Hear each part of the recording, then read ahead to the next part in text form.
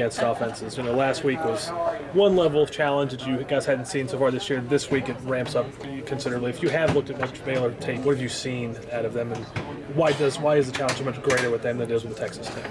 Well, like you said, the space. They spread out their offense. Pretty much as far as they can go. They have receivers stretched sideline to sideline. So, anytime an offense spreads a defense like that, it creates seams and gaps that are just, more ground to cover. So, that's always a challenge. Is it more difficult, too, because they tend to stretch the field vertically a little more than Tech does?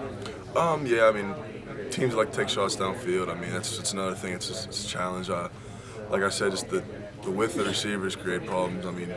Up on the line of scrimmage and downfield as well.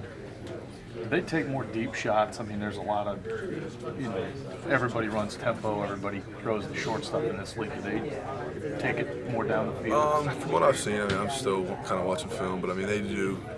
It's come up a lot, so they do like to take shots downfield, just a little bit more than other teams do. So they like to just tempo and then take shots.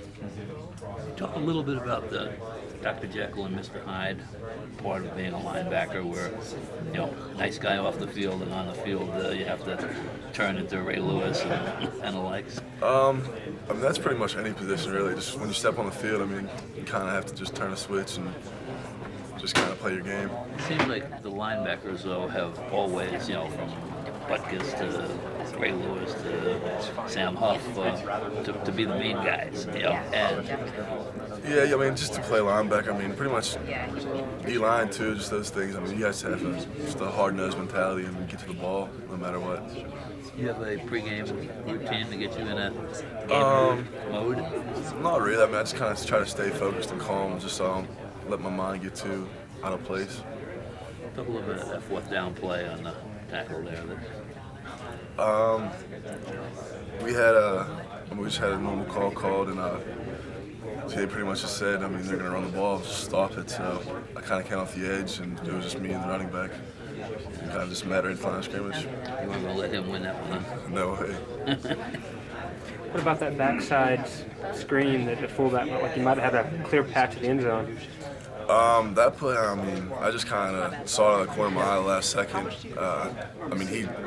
It was kind of a rollout play, and he just kind of escaped from the back. And I knew it didn't look right, so I kind of just stayed home and just kind of let the play develop, and that's when I saw it. Mm-hmm. Were you getting ready to head toward the other side? Oh yeah, I started to. Took a few steps there, and like I said, I just saw him out of the corner of my eye, so I knew something was wrong. So that's when I kind of retreated.